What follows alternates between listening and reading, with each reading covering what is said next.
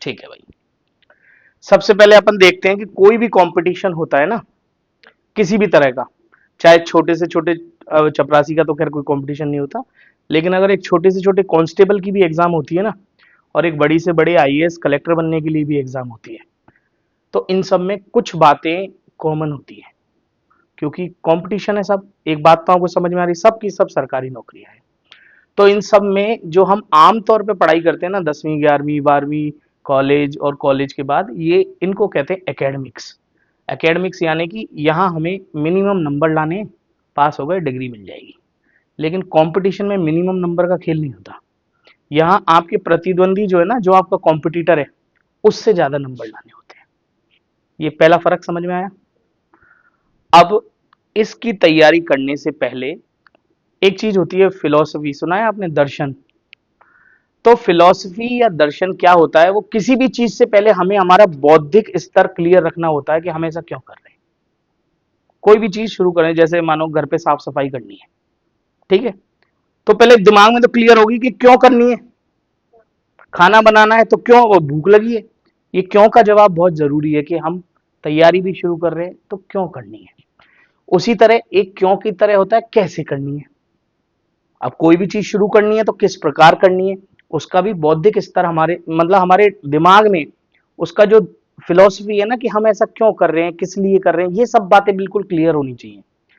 तो यहाँ पे किसी भी एग्जाम की तैयारी से पहले हमें कुछ चीजें बहुत विशेष ध्यान रखनी पड़ती हैं, जिसमें पहली चीज होती है कि उसका हम किस तरह से उस एग्जाम को ट्रीट करने वाले हैं, यानी वो एग्जाम हमसे क्या पूछना चाहती है। मैं एक छोटी सी बात आपको बताता हूँ।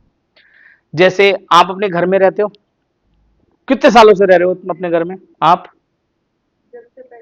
वो साल में नंबर में बताओ। 15 साल। 15 साल। और आप, जब से याद है कि हाँ भाई इतने से तो मुझे याद है मैं इस घर में रह रही हूँ। 14 15 साल, मान लो आपको, मान लो 20 22 साल, ठीक है। तो भाई 20 22 साल से आप एक घर में रह रहे हो, तो आपको घर के बारे में सब कुछ पता होगा, है ना। अब मैं सवाल पूछता हूँ, आपके घर में कितनी छिपकलियां हैं। नहीं पता, कोई बात नहीं, कोई बात नहीं, आपसे पूछता हूँ, मच्छर कितने हैं? कौन कौन सी स्पीशीज के मच्छर हैं? मेंढक है, मेंढक। दिखा नहीं, लेकिन ये थोड़ी कह सकते हो कि नहीं है, क्या पता बारिश में आ जाता हो कहीं से, है। इसके अलावा चमगादड़ है वहां पर, चमगादड़ पता नहीं है ना। 20 साल से रह रहा हूँ, आपको ये नहीं पता घर में चमगादड़ है कि नहीं। तो यानी हमें एक खास बात पता चलती है कि किसी भी चीज को देखने का एक नजरिया होता है। अब दूसरा सवाल पूछूंगा तो आप दोनों तुरंत जवाब दोगे, कितने कमरे हैं घर में? तुरंत समझ में आई ना बात। दूसरा पूछता हूँ, आपके फैमिली मेंबर कितने हैं? तुरंत जवाब दिया। तो ये वो नजरिया था जिससे आप आज तक जी रहे थे। जो मैंने इससे पहले सवाल पूछे वो नजरिया है जिससे आपने कभी इस दुनिया को देखा ही नहीं। ये नजरिए का ही खेल है हर एग्जाम का। एक कांस्टेबल की एग्जाम, एक एसआई की एग्जाम, फिर उसके बाद आरएएस की एग्जाम, आईएएस की एग्जाम, इन सब में नजरिया बदलता जाता है। जैसे हमने तुरंत बता दिया 2 कमरे 4 कमरे, तो ये मान लो कांस्टेबल की एग्जाम, जो आम नजरिया एक आम इंसान का होता है। एसआई पे थोड़ा सा नजरिया बदल जाएगा, हल्का फुल्का, कि जैसे आपके घर में मेहमान कितनी बार आते हैं साल में, तो अब ये थोड़ा सा सोच के बता सकते हैं कि हाँ, हर साल करीब करीब 4 मेहमान तो आ जाते हैं, 40 मेहमान तो आ जाते हैं।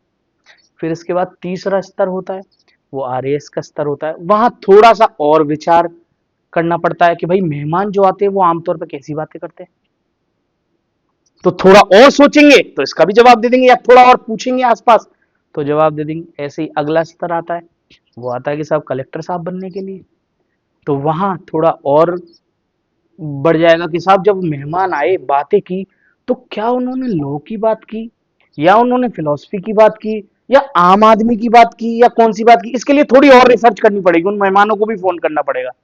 नजरिया बदलता जा रहा है हमारा। ऐसी ही हर एग्जाम होती है। हम पूरी जिंदगी भी एक एग्जाम में कहें ना, हम तो 10 साल से पढ़ रहे हैं, लेकिन अगर गलत नजरिए से पढ़ रहे हैं तो वो एग्जाम नहीं निकलेगी। ये है पहली बात, ठीक है। इस चीज को मैं कहता हूं गार्डन थ्योरी या हाउस थ्योरी। अपन ने घर से शुरू की थी ये कहानी, तो इसको ऐसे ही लिख लो, हाउस थ्योरी। और हेडिंग डाल देना फिलोसफी ऑफ कंपटीशन, हेडिंग डाल देना कि हम क्या समझ रहे हैं अभी, फिलोसफी ऑफ कंपटीशन, जिसमें पहला पॉइंट लिख देना गार्डन थ्योरी या फिर हाउस थ्योरी। गार्डन थ्योरी आमतौर पे मैं ये जब पढ़ाता हूं तो मैं इसमें घर की जगह गार्डन का एग्जांपल भी ले लेता हूं, कि जैसे आपके पार्क में आप घूमे हो तो आपको ये तो पता हो सकता है किसी किसी को कि पेड़ कितने, रास्ते कितने, लेकिन अगर मैं पूछूं कि पत्तियां हरे हरे रंग की हैं या भूरे रंग की भी हैं, या हरे से थोड़े हल्के हरे की भी है, तो थोड़ा डिफिकल्ट हो जाता है। वैसे ही तो हमें पहले नजरिया पता होना चाहिए। अब किसी एग्जाम का नजरिया हमें कैसे पता चलेगा? एग्जाम के सवाल देखकर। जैसे मैंने अभी आपसे सवाल पूछा तो अब से आपको पता होगा कि हाँ, जब भी कोई आएगा मेहमान तो वो क्या बातें करते हैं ये भी सुने, किस स्तर की बातें करते हैं ये भी सुने, किस सब्जेक्ट की बातें करते हैं ये भी सुने। तो ये फर्क समझ में आ रहा है, ये आपको कैसे पता चला? जब मैंने आपसे सवाल पूछा।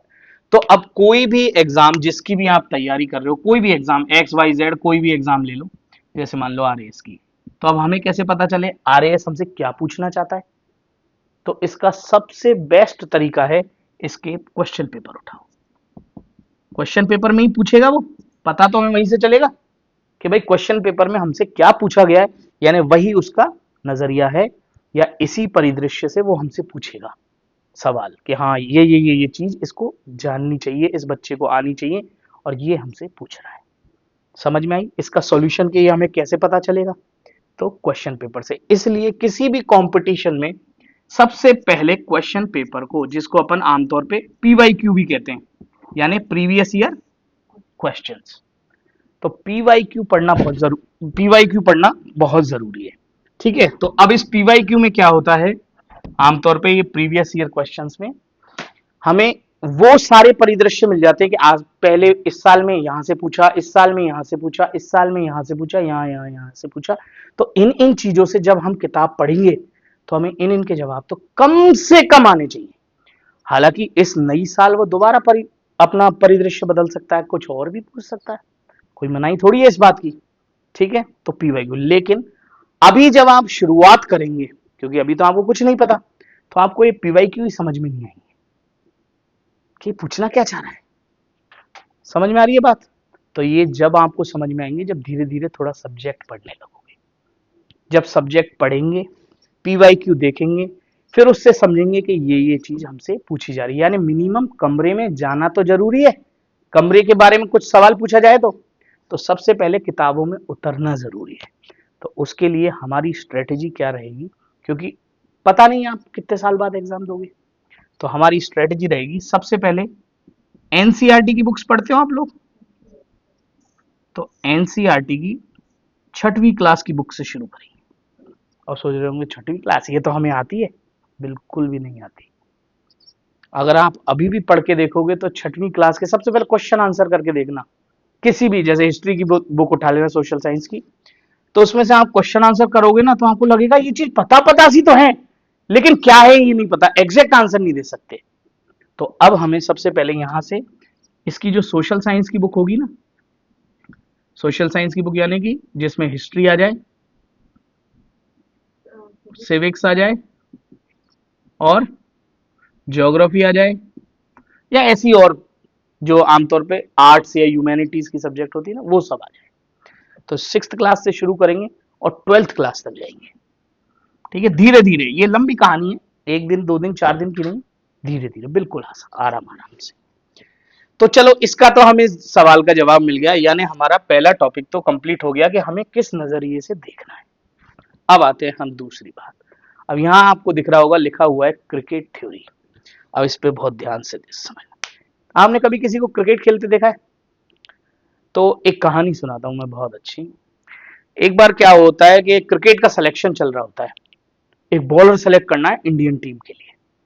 तो बहुत सारे बॉलर्स होते हैं, सबको बस वो बोला जाता है, जो भी सेलेक्टर है उसके द्वारा ये कहा जाता है कि भागो, बहुत तेज से भागो, बस, और कह के चला जाता है वो। तो अब सब भागने लगते हैं, तो सब भागते हैं बहुत तेज तेज। अब बताओ कौन, किसको सेलेक्ट किया जाएगा आपके अंदाजे से? सब भागते हैं, ए पॉइंट से बी पॉइंट तक सब भागते हैं, कोई 5 सेकंड में पहुंचता है, कोई 10 में, कोई 15 में, कोई 25 में। बताओ किसको सेलेक्ट किया जाएगा? जो सबसे फास्ट भागेगा। अच्छा, आप बताओ। जो सबसे, क्या उसने कहीं भी ऐसे कहा था जो सबसे फास्ट भागेगा उसको सेलेक्ट करूंगा? क्रिकेट में फास्ट भागने वाले बॉलर का क्या काम? जिसकी बॉलिंग सबसे अच्छी होगी उसको सेलेक्ट किया जाएगा। तो सब लोग गलती से फास्ट भागने पे ध्यान दे गए। इसी तरह हम लोग भी यही गलती करेंगे। जब मैंने कहा छठवीं की क्लास की पढ़ाई करनी है, 12वीं की क्लास की पढ़ाई करनी है, इसकी बुक्स पढ़नी है, उसकी बुक्स पढ़ते हैं, हम बुक्स पढ़ने में रह जाते हैं। हम अपने आप को स्कॉलर बनाने लग जाते हैं कि हमसे कुछ भी सवाल पूछ लो हम तो ऐसे जवाब दे देंगे। और एक विषय में इतना घुसते जाते हैं कि हम भूल जाते हैं हम कंपटीशन के लिए आए, एकेडमी एकेडमिक्स या स्कॉलर बनने के लिए नहीं आए। हमें पीएचडी नहीं लेनी है, बाल की खाल नहीं निकालनी है। हमें कितना पढ़ना है? जितना उसके पीवाईक्यू में पूछा जाता है। जरूरत से ज्यादा तेज नहीं भागना है। उतना जितना एक क्रिकेटर बनने के लिए जरूरी है उतना ही तेज भागना है। तो क्योंकि हम सब प्रशासन की तैयारी कर रहे हैं, प्रशासन यानी कि एडमिनिस्ट्रेशन, तो एक एडमिनिस्ट्रेटर को जितनी नॉलेज होनी चाहिए ना उतना ही पढ़ना है। उसको अपने आप में हिस्टोरियन नहीं बन जाना है कि भाई मैं तो बहुत तगड़ा इतिहासकार हूं, मुझसे तो कुछ भी पूछ लो इतिहास के बारे में। ऐसा नहीं, उसको इतिहास की समझ होनी चाहिए, बस, इससे ज्यादा नहीं चाहिए। ठीक है, तो ये दूसरी फिलॉसफी क्लियर हुई। तो ये दूसरा वर्ड लिख लो।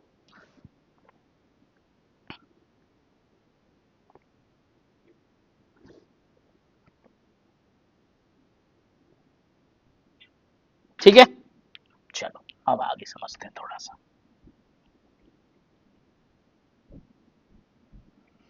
अब इसमें तीसरा वर्ड लिखा हुआ है, वो लिखा हुआ है डीएसआर, दिख रहा है आपको? ठीक है भाई। तो ये डीएसआर क्या होता है? डीएसआर मतलब डिटेल्ड, शॉर्ट और रिवीजन।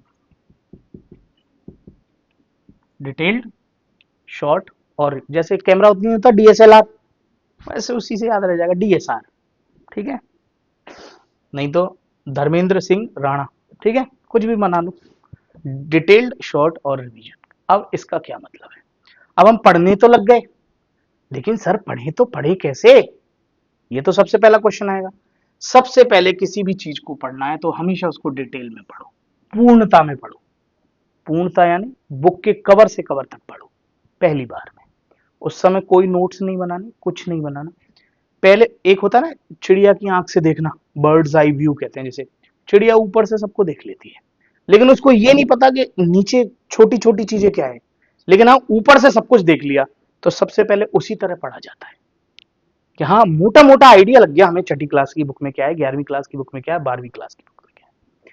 ठीक है, फिर उसके बाद जब हम सेकंड रीडिंग करेंगे, इस वक्त उसके शॉर्ट नोट्स बनाए जाएंगे कि मैंने क्या समझा, प्रीवियस ईयर क्वेश्चंस में क्या पूछा हुआ है, क्या मैं उन चीजों के जवाब दे पा रही हूं या दे पा रहा हूं। पॉइंट समझ में आया?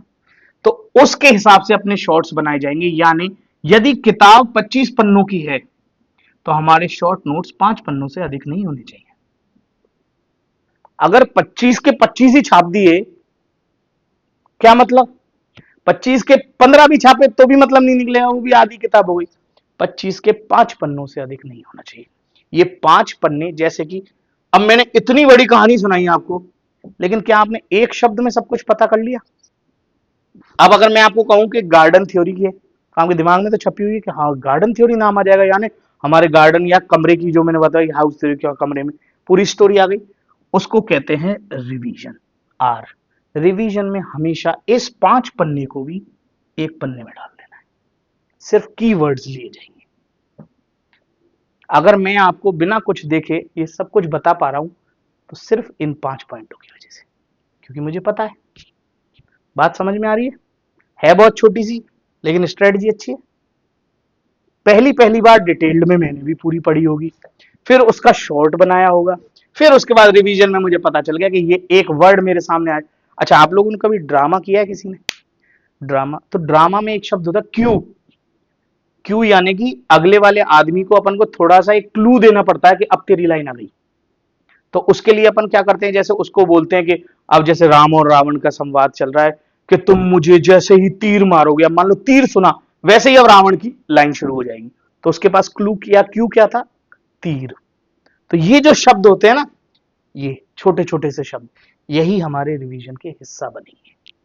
इसी तरह बड़े बड़े ड्रामेज याद किए जाते हैं, जो ड्रामाज होते हैं ना, इन छोटे छोटे क्यूज से। कि अपन को क्यों याद करनी रावण की लाइन क्या है, अगर अपन को राम का रोल मिला है तो। लेकिन अपन को पता तो होना चाहिए कब हम शुरू करने वाले हैं।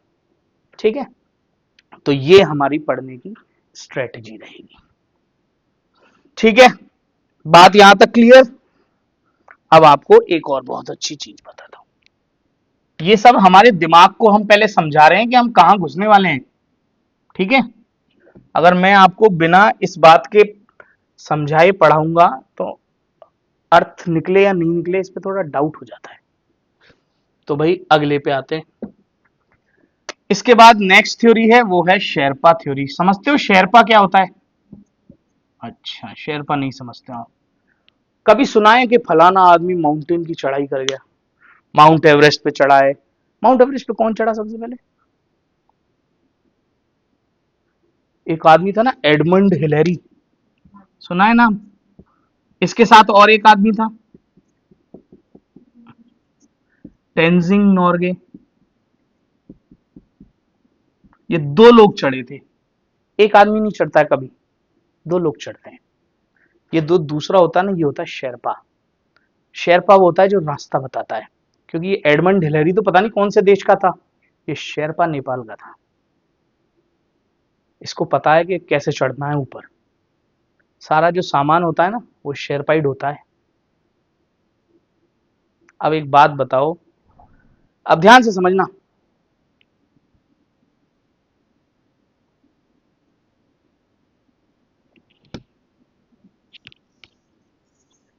ये माउंटेन की पीक्स हैं, अलग अलग है। ये मान लो हमारा छोटा मोटा माउंट आबू, ये कोई उससे ऊंची, ये कोई उससे ऊंची, ये कोई उससे ऊंची, और ये अपना माउंट एवरेस्ट। अब एक शब्द था एनालॉजी। एनालॉजी यानी जब हम किसी एक चीज को समझते हैं तो किसी दूसरे को समझ लें और वो उसका जैसा हो तो हम समझ में आ जाएगा। जैसे कि अगर कोई एक चीज मेरे को आपको ये समझाना है कि कोई गाड़ी कैसे चलती है, तो मैं अगर ये समझा दूं कि भाई कोई साइकिल कैसे चलती है, तो आपको मोटा मोटा आइडिया लग जाएगा कि गाड़ी भी ऐसी चलती होगी। ठीक है, तो अब ध्यान से समझना। ये एग्जाम है मान लो कांस्टेबल की, तो बता सकते हो ये एग्जाम का की? समझ में आ गई बात? एक बार में समझ में आ गई? तो अगर इस पीक पे चढ़ना है तो मैं मान लो 20 किलो सामान भी लेके चढ़ सकता हूं, आदमी तो मैं ही हूं। लेकिन यहां चढ़ना है तो सामान कम करना पड़ेगा शायद, और सिर्फ वही चीज ले जानी पड़ेगी जो बहुत काम की है, भयंकर काम की। उसके अलावा कुछ भी चीज ज्यादा लेता गया तो बीच में ही थक जाऊंगा, गिर जाऊंगा और खत्म हो जाऊंगा, एग्जाम कभी पास नहीं होगी। लेकिन ये छोटी तो मैं पास कर सकता हूं बहुत सारे वजन के साथ भी। बहुत सारा वजन मतलब इमोशनल बैगेज है मेरे ऊपर, दोस्ती यारी का प्रेशर है, घर के काम काज है, 50 चीजें, वो सब करते हुए भी इस एग्जाम को आसानी से निकाल लूंगा। 50 चीज अपने ऊपर लाद रखी है तब भी ये निकल जाएगी। इसके लिए कुछ इक्का दुक्का चीजें छोड़नी पड़ेंगी, इसके लिए भी कुछ इक्का दुक्का चीजें और छोड़नी पड़ेंगी, इसके लिए त्याग और बढ़ जाएगा, और यहां तक थोड़ा ज्यादा ही बढ़ जाएगा। बिल्कुल इसी तरह पढ़ाई के साथ भी है। यहां कुछ भी अनाप शनाप चीजें पढ़ रहे हो, कुछ भी हो, तुक्केबाजी लगा के पास हो सकते हो। यहां सिर्फ काम की चीजें पढ़नी है, क्योंकि इसकी पढ़ाई के लिए 3 महीने पढ़ाई बहुत है, इस अगली एग्जाम के लिए 6 महीने पढ़ाई बहुत है, इसके लिए मान लो 1 वर्ष पढ़ाई बहुत है, इसके लिए मान लो 18 महीने पढ़ाई बहुत है, इसके लिए पढ़ाई के 3 साल चाहिए। जो पहले दिन याद किया वो तीसरे साल तक याद रहना चाहिए, वरना पढ़ने का क्या फायदा। अगर मैं आज आपको ये पढ़ा रहा हूं फर्स्ट डे, और 3 साल बाद आपको इसका कोई सेंस ही नहीं है, तो वेस्ट हो गई। जो भी चीज वहां उस पीक तक आपके साथ जा ही नहीं पाए, वो चीज का क्या काम। लेकिन कुछ चीजें ऐसी होंगी जो वहां ले जानी है, तो उसको शॉर्ट करना पड़ेगा, समराइज करना पड़ेगा और डीएसआर थ्योरी लगानी पड़ेगी, तभी वहां तक पहुंच पाएंगे। वरना जो चीज आज पढ़ रहे हो वो कब गायब हो जाएगी पता भी नहीं चलेगा। फिर क्या है, एक चीज होती है एंटरटेनमेंट, फिर ये पढ़ाई एंटरटेनमेंट रह जाएगी, क्योंकि मुझे पता है कि मैं एंटरटेन कर लूंगा। अभी तक भी आप लोग बोर तो नहीं हुए होंगे, तो मुझे तो ये पता है कि कौन कैसे पढ़ता है और कितना पढ़ाना है। एंटरटेनमेंट लेके अगर आप 2-3 साल तक पढ़ो और फिर रिजल्ट ना निकले, तो सबसे पहले आप मुझसे ही नफरत करोगे, मास्टर 3 साल तक तुमने हमारा समय खराब कर दिया। इसलिए ये प्रयास बहुत जरूरी है।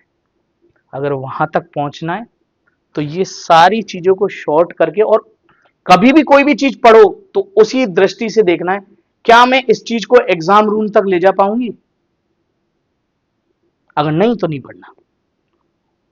और कब ले जा पाऊंगी? जब उसको पढ़ा पहले डिटेल में, फिर उसको शॉर्ट किया, फिर उसको रिवीजन लायक एक वर्ड में कन्वर्ट कर दिया, तब तो उसको पढ़ो, अन्यथा मत पढ़ो। वरना वो बैगेज हो जाएगा जो किसी ना किसी स्टेज पे आपको गिरा देगा और उस पीक तक नहीं ले जा पाएगा।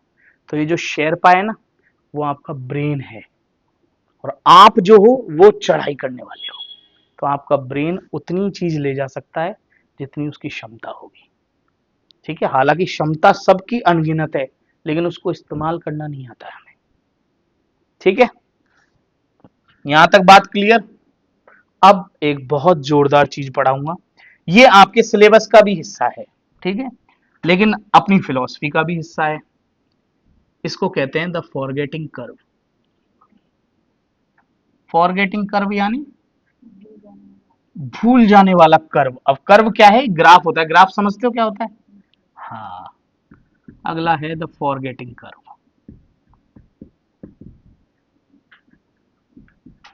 फॉरगेटिंग कर्व एक सब्जेक्ट है, उसका नाम है साइकोलॉजी। साइकोलॉजी यानी कि हमारे दिमाग है, मन है ना, दिमाग, दिमाग से एक विशेष चीज क्रिएट होती है, उसको मन कहते हैं।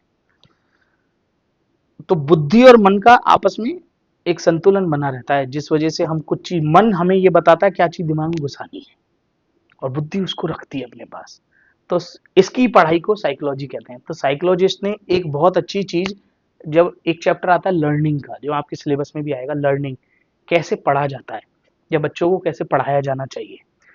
तो लर्निंग के चैप्टर में लर्न यानी कि कोई चीज समझना, और फॉरगेट यानी कोई चीज भूलना। तो साइकोलॉजिस्ट ने पाया कि हम पढ़ते तो बहुत चीज है लेकिन भूल जाते हैं। तो उन्होंने ये जानना चाहा, जो आप सबके भी दिमाग में होगा। अभी तक तो जब तक मैं पढ़ाऊंगा नहीं तब तो आप बोलोगे हमने तो जो भी पढ़ा हमें सब याद रहता है। ये सबसे बड़ी भूल है। मैंने किताब किताब पढ़ ली, अब मैंने एग्जाम में सब कराऊंगी, लेकिन एग्जाम के दिन कुछ याद नहीं आता। ऐसा क्यों हुआ? किसी ने ध्यान नहीं दिया, लेकिन साइंटिस्ट हैं, उनको तो ध्यान देना है।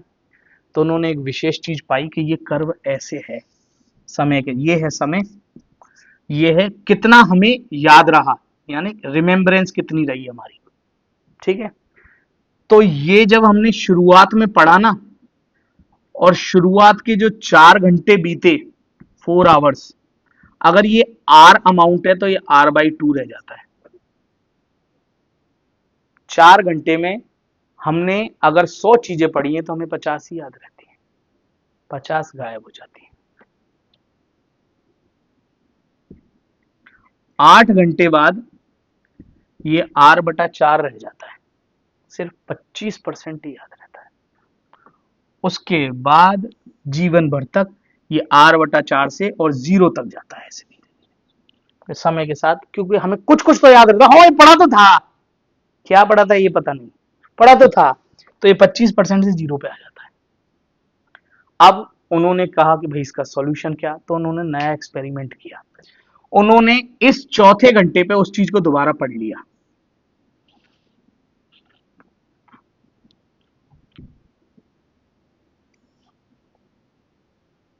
तो ये पूरा कर्व ऊपर शिफ्ट हो गया, यानी कि जब चौथे घंटे पे उस चीज को दोबारा देख लिया तो उसके बाद ये 80% से और 50% के बीच में याद रहने लग गई चीजें।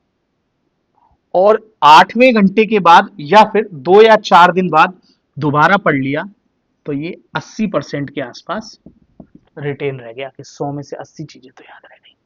अच्छी बात है। किसी किसी केस में 80 से 100 के बीच में भी पाया गया। तो यानी ये बात, पहली बात तो हमें पता चली कि 4 से 8 घंटे के बीच में एक रिवीजन जरूरी है। ठीक है, जो भी हम पढ़ के गए 4 से 8 घंटे के बीच में अगर हमने देख लिया तो हमारी रिमेम्बरेंस 100 से सिर्फ 80 टाइम्स यानी 0.8 टाइम्स इतनी आएगी, इससे नीचे नहीं गिरेगी। गिरेगी तो सही लेकिन इससे नीचे नहीं गिरेगी। ये पॉइंट समझ में आया। फिर इसी चीज को जब 21वें दिन दोबारा पढ़ लिया जाता है तो ये रीइंफोर्स हो जाती है कि 80% की 80% पे अटके। तो इस हिसाब से एक थ्योरी बनाई गई जिसको कहते हैं 1721। ठीक है, इसको कहते हैं 1721। यानी पहला रिवीजन कब किया जाएगा? फर्स्ट डे 4 से 8 घंटे के अंदर। जैसे 2 बजे क्लास खत्म हुई तो 6 बजे से 10 बजे के बीच में उसको दोबारा रिवाइज कर लेना है। दूसरा रिवीजन कब होगा? जैसे संडे को क्लास हुई तो नेक्स्ट संडे। और तीसरा रिवीजन कब होगा? 21 दिन यानी 3 हफ्ते बाद। फॉर एग्जाम्पल अगर ये 1 तारीख को हुई तो ये 21 तारीख को पढ़ना है। वही सेम चीज। अब ध्यान से देखना, जब पहली बार रिवीजन करोगे तो 3 घंटे की क्लास को मान लो पहली बार रिवाइज करने में 1 घंटा लगा। ठीक है, लेकिन जब आपने ये दूसरी बार रिवाइज किया होगा तब 3 घंटे की क्लास 1 घंटे में रिवाइज होगी या 1 घंटे की क्लास 20 मिनट में रिवाइज होगी? समझ में आई? और जब 21वें दिन करेंगे तो ये 20 मिनट की क्लास या 3 घंटे की क्लास रिवाइज होगी? 20 मिनट की। जो लास्ट नोट्स बनाए इसको रिवाइज करने में ज्यादा से ज्यादा 5 मिनट लगेंगे। तो हमारे दिमाग पे भार नहीं आएगा। लेकिन इसका फायदा क्या होगा? इस इंफॉर्मेशन को हम वो जो पीक थी ना उस दिन एग्जाम वाला दिन वहां तक ले जा पाएंगे। ये बात समझ में आई? पढ़ने कैसे है। तो ये फॉरगेटिंग कर्व भी हो गया। अब ये आखिरी चीज समझेंगे क्योंकि आप लोग क्या है अभी छोटी क्लासेस में हो और आप भी कोई ज्यादा बड़ी में नहीं हो, लेकिन ध्यान से समझना। गार्डनर्स थ्योरी, एक आदमी है गार्डनर, उसने एक theory the, the theory of multiple intelligence. Multiple intelligence यानी होता है क्या है वो समझते हैं। मल्टीपल इंटेलिजेंस यानी कि अगर मैं कहूं मछली को, सब मछलियों में कहूं कि तुम्हारा कंपटीशन है, पेड़ पे जो जल्दी चढ़ के दिखाएगा वो जीत जाएगा, तो बताओ कौन सी मछली ऐसी है जो जीतेगी? सब जिंदगी भर यही सोचेंगी ना, हम तो कितनी थर्ड क्लास रही, हम में तो कोई टैलेंट ही नहीं है, हम तो इंटेलिजेंट ही नहीं है। वहीं मैं बंदर को कहूं कि जो सबसे तेज तैरेगा वो जीतेगा और मछली को भी उसके साथ रख दूं, तो पूरा बंदर की पूरी जिंदगी खराब नहीं हो जाएगी? ऐसा ही हम में से बहुत सारों के साथ होता है। हमारे लिए क्या मापदंड ऐसे रख दिए जाते हैं, शायद प्राकृतिक तौर पे हम उस चीज के लिए बने ही नहीं है। बात समझ में आ रही है मैं क्या कहना चाह रहा हूं? तो गार्डनर इस चीज को कहता है कि इंटेलिजेंस या बुद्धिमत्ता एक ही तरह की नहीं होती है और इंसान की सक्सेस भी किसी एक चीज से डिसाइड नहीं होती। आज की तारीख में मैं आपसे पूछूं इंटेलिजेंट कौन होता है तो आप सब वही कहोगे। कौन होता है इंटेलिजेंट? जिसके एग्जाम में मार्क्स अच्छे आते हैं। और एग्जाम में भी मैं कहूं 5 सब्जेक्ट है, जैसे English, Hindi, maths, science, SST, ये 5 सब्जेक्ट है। इसमें भी बताओ किसमें सबसे ज्यादा आएंगे? वो बहुत इंटेलिजेंट, मैथ्स वाले को इंटेलिजेंट, उसके बाद साइंस वाले को इंटेलिजेंट मानते, फिर इंग्लिश वाले को इंटेलिजेंट मानते हैं। क्यों भाई, ये दो मूर्ख है क्या कोई? ये भी सब्जेक्ट है, इसमें भी हुनर लगता है। लेकिन ये समाज की सोच ऐसी बन गई है कि समाज ने मैथ्स, मैथ्स यानी इसमें साइंस इंक्लूडेड है, प्लस लैंग्वेज, इन पे जिन लोगों की कमांड है ना उन्हीं को इंटेलिजेंट माना अभी तक। गार्डनर आया उससे पहले तक। फिर गार्डनर ने एक सवाल उठाया। गार्डनर कहता है ये ही इंटेलिजेंट है, तो फिर क्या सचिन तेंदुलकर इंटेलिजेंट नहीं है? विराट कोहली इंटेलिजेंट नहीं है?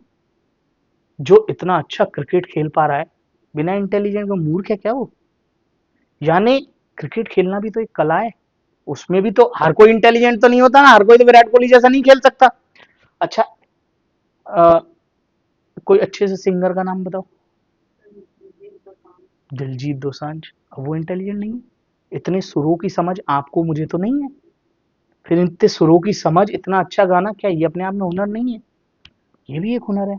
अच्छा, फिर एक बात बताओ, मोदी जी इंटेलिजेंट है कि नहीं? वो तो मैथ्स में कुछ नहीं करते, उनको तो इंग्लिश भी अच्छी नहीं आती, फिर इंटेलिजेंट कैसे हुए? यानी इंटेलिजेंट के कुछ और पैमाने भी होने चाहिए। यानी वाक चातुर्य कैसा है, बोलने की कला कैसी है, लोगों को इन्फ्लुएंस कर पाओ या नहीं कर पाओ। अच्छा, इसके अलावा कई बार ऐसे भी आपने देखा होगा आप लोगों के दोस्तों में कि कुछ दोस्त ऐसे होते हैं जिसके सभी दोस्त होते हैं। ऐसे कैसे? फिर वो इंटेलिजेंट नहीं है, उसमें ये हुनर है ना कि वो सबको दोस्त बना पा रहा है, हम तो नहीं बना पाते। तो क्या ये इंटेलिजेंस नहीं है? तो ये भी इंटेलिजेंस। तो इंटेलिजेंस एक तरह की नहीं होके मल्टीपल होती है। लेकिन हमें क्या सिखाया जाता है बचपन में? इंटेलिजेंस तो वही है जो मैथ्स में अच्छे नंबर लाएगा। तो ऐसा बिल्कुल नहीं है। अब फॉर एग्जाम्पल आपको समझाता हूँ। कोई भी आदमी जो बहुत इंटेलिजेंट है ना, जिनको इंटेलिजेंट कहा जाता है समाज में, वो ज्यादा से ज्यादा क्या बनेगा? डॉक्टर बन जाएगा या इंजीनियर बन जाएगा। लेकिन ये डॉक्टर और इंजीनियर भी तो सब पुलिस वाले को सलाम करते हैं।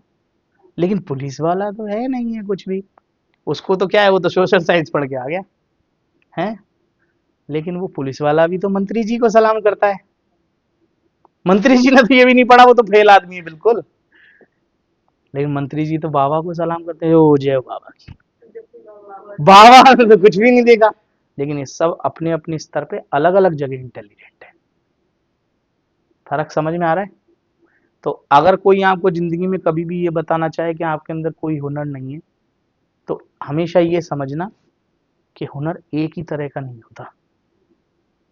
हुनर हजारों करोड़ों तरीके के हुनर है, जो आज यूट्यूब के आने के बाद तो कितना पता चल रहा है कि भाई एक आदमी सिर्फ ऐसे करके फेमस हो रहा है और करोड़ों कमा रहा है। भाई ये हुनर है उसका, तुम नहीं कर सकते, वो कर सकता है। समझ रहे हो? कुछ नाच के, कुछ गा के, कुछ तो थप्पड़ खा खा के फेमस हो रहे हैं। तो ये हुनर है और इसकी पहचान जरूरी है। इसलिए कभी अपने आप को कम नहीं आंकना है किसी भी जगह। कुछ हासिल हो, कुछ हासिल ना हो, ये पैमाना नहीं होता हुनर का। ठीक है, सिंपल सी बात है। तो अभी हमने क्या क्या चीजें समझी वो समझ गए। ये 6 बातें हमने आज समझी जो हमें हमेशा ध्यान रखनी है। और पढ़ाई पे कभी भी टेंशन नहीं लेते, क्योंकि टेंशन से पढ़ाई का कर्व जल्दी नीचे गिरता है। तनाव होता है ना, तो ये 4 घंटा 1 घंटे में कन्वर्ट हो जाता है।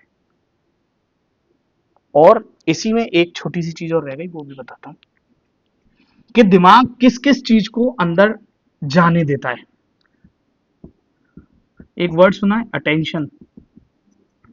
अगर अटेंशन नहीं होगी, आपको पता है अभी तक कम से कम नहीं तो 25 चिड़िया चहचहाट करके चली गई।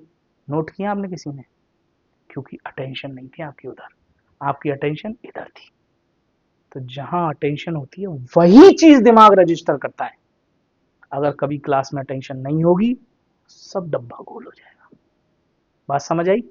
अटेंशन का कितना बड़ा रोल है। फिर इस अटेंशन के बाद होता है हमारे लॉन्ग टर्म मेमोरी में, यानी अटेंशन मिल गई तो लॉन्ग टर्म मेमोरी, यानी ज्यादा समय के लिए दिमाग याद रहे, तो लॉन्ग टर्म मेमोरी में डेटा को या इंफॉर्मेशन को भेज दिया जाता है। फिर इसके बाद हमें वापस भी चाहिए, तो वापस के लिए चाहिए होता है रिट्रीवल। रिट्रीवल क्यूज, या जिनको क्लू मैंने कहा था ना शुरुआत में कि अब याद कैसे आए, तो इन छोटे छोटे वर्ड से या न्यूमोनिक्स से। जैसे अपन बचपन में नहीं बनाते कि एक चीज होती है विबज्योर, सुना है? क्या होता है? हाँ, अभी भी और बोलते सब याद आ जाता है। ये है वो क्यूज। कितनी सारी चीजें इसके अंदर, violent, Indigo, blue, green, yellow, orange, red, और ये हमेशा इसी ऑर्डर में याद रहेंगे। तो ये है न्यूमोनिक्स। ऐसे ही अपनी पढ़ाई में बहुत सारे न्यूमोनिक्स बनाने पड़ते हैं।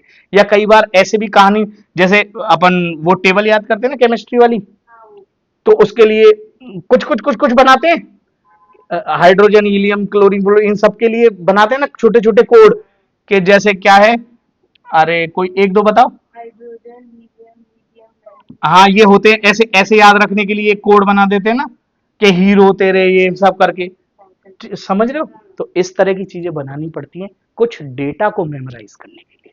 और हमारी पूरी पढ़ाई में हमें कुछ चीजें ध्यान रखनी है, आखिरी चीज है ये, इसके बाद आप लोग फ्री।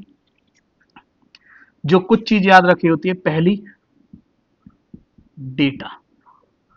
डेटा अगर हमारे पास नहीं होगा तो हम, डेटा यानी कि इंफॉर्मेशन, इंफॉर्मेशन यानी तथ्य जो आएंगे कि कौन सी पीक सबसे ऊंची है, कौन सी पीक कहां मिलती है, आर्टिकल 324 क्या कहता है, आर्टिकल 12 क्या कहता है। अगर हमारे पास डेटा नहीं होगा तो हम इंटरप्रिटेशन नहीं कर पाएंगे, यानी उस डेटा का क्या अर्थ है वो नहीं निकाल पाएंगे। जब डेटा ही नहीं है तो अर्थ कहां से निकालोगे, समझ में आ रही है बात। तो जब डेटा नहीं होगा तो इंटरप्रिटेशन नहीं कर पाएंगे, इसलिए हमें काफी सारा डेटा दिमाग में भर के रखना है। जैसे कोई कहे कि यार मेरे को तो इस बार चढ़ाई करनी है और मेरे पास ऑक्सीजन सिलेंडर है, जैसे आप मान लो प्रशासक हो, आपको पता चले कि ऑक्सीजन सिलेंडर, जैसे फॉर एग्जांपल लेते हैं कि 1 घंटे में 10 किलो आप ऑक्सीजन इनहेल कर जाते हो, और आपको ये पता है कि यार माउंट एवरेस्ट पे चढ़ने के लिए तो 12 घंटे लगेंगे, ठीक है, यानी कम से कम 120 किलो ऑक्सीजन चाहिए, यानी 12 सिलेंडर ऑक्सीजन चाहिए। ये सब डेटा है, लेकिन आपके पास वहां 6 ही सिलेंडर है। अब कोई आदमी जो इस डेटा से इंटरप्रेट करके और ये कैलकुलेशन नहीं कर पा रहा, और वो कैसे भेज देगा दूसरे आदमी को, कहो कि साहब मुझे माउंट, हाँ जाओ साहब खूब सारे सिलेंडर है हमारे पास, तो खूब सारे क्या होता है, कैलकुलेशन करनी पड़ती है ना। तो ये डेटाओं की जरूरत होती है ताकि एक इंटरप्रिटेशन निकाला जा सके। तो जिसके पास, और उसको ये भी तो पता होना चाहिए माउंट एवरेस्ट कितना ऊंचा है, समझ रहे हो, ये भी एक तरह का डेटा है। उसको यही पता नहीं माउंट एवरेस्ट कितना ऊंचा है, वो उसको माउंट आबू के बराबर समझ रहा है, हाँ यार मैं पिछली बार माउंट आबू पे ऐसे ही चढ़ गया था बिना सिलेंडर के, आप भी चढ़े, मर जाएगा। इन्फॉर्मेशन आज, क्योंकि इन्फॉर्मेशन एज है, जिसके पास इन्फॉर्मेशन है वही राजा है आज। तो हमें कभी भी डेटा अगर रटना भी पड़े तो रटने के नए नए तरीके निकालेंगे, जो मैंने बताया ना, न्यूमोनिक्स बनाना, कोई स्टोरी बनाना जिसमें उन लेटर्स को डाल देते हैं अपन। जैसे अपन को ये भी पूछा जाएगा कि कौन सी पीक किससे ऊंची है, कौन सी किसके ईस्ट आती है, कौन सी किसके वेस्ट आती है, तो इन सब के नाम याद करने पड़ते हैं। तो नाम याद करने की ट्रिक्स बनाएंगे, नहीं होगी तो किसी और से सीखेंगे जो ऐसे बनाते हैं।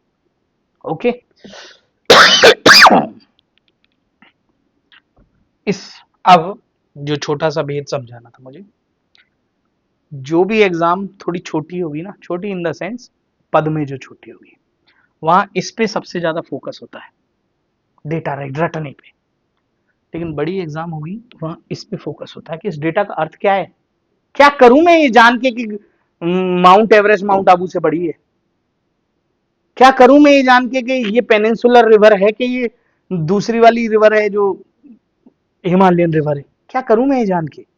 तो वो जान के क्या करना है, यानी यहाँ हमारे पास कुछ चीज होती है जिसको अपन 5W कहते हैं। 5W क्या क्या होते हैं बताओ।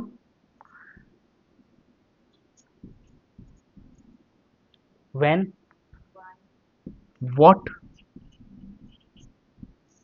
व्हाई,